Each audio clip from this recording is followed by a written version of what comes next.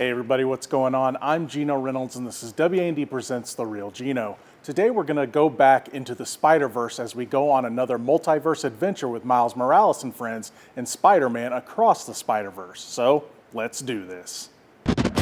My name is Miles Morales. I'm Brooklyn's one and only Spider-Man. So are you like a cow or a Dalmatian? I am the Spot. That's not funny. Miles! Want to get out of here? Taking place about a year and a half after the first movie, Miles Morales is busy being his universe's friendly neighborhood Spider-Man. After battling a villain who he first sees as a joke, he comes to learn that there is more to this villain than that. This leads him on a trip across the multiverse where he learns of an elite group of different spider heroes. The problem? Most of them are not happy to see him. Being that Into the Spider-Verse was my favorite movie of 2018, to say that my expectations were pretty high for this one is a bit of an understatement. My biggest fear was that this one wouldn't be able to live up to my expectations. And well, oh, it did. I mean, it really totally did. This movie took a great concept from the first film and expanded it in a spectacular way. It took the two main characters, which were Miles and Gwen, and took their stories to the next level. Not only do we get to see an amazing add-on to what's going on in Miles' life, but we get to see a lot more of what Gwen had to go through before and after the events of the first movie. Another thing I was afraid might happen, especially after seeing the trailers, was that with all the new Spider people, the character focus might be pulled in too many different directions and we might get lost in a tangled web of Spider-Man, so to speak. I was happy that while yes, there is what seems to be an unlimited number of Spider people in this, it only really focuses on a core few, some old favorites and a few new ones.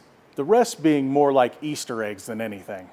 My favorite new character had to be Spider-Punk, who was the rebel British rock and roller Spider-Man. He didn't really seem to care what the establishment thought and did his own thing, something that becomes a bit of a theme for this movie. We're reintroduced to Spider-Man 2099, who we last saw in the end credits scene of the first movie. We finally figure out what he was searching for, and it doesn't bode well for our heroes. Unlike Spider-Punk, 2099 is a by-the-books kind of guy, almost to a misguided degree. We're also introduced to the Spot, the villain who I mentioned in the intro. The Spot was a bit of an interesting character because he started off as a joke, but eventually becomes a lot more dangerous, a lot more superior to Miles even as the movie goes along. He has reasons to be mad at our main heroes, which becomes clear the more we learn about him. Jason Schwartzman, who voices the character, does a masterful job at being both silly and scary as the plot moves forward.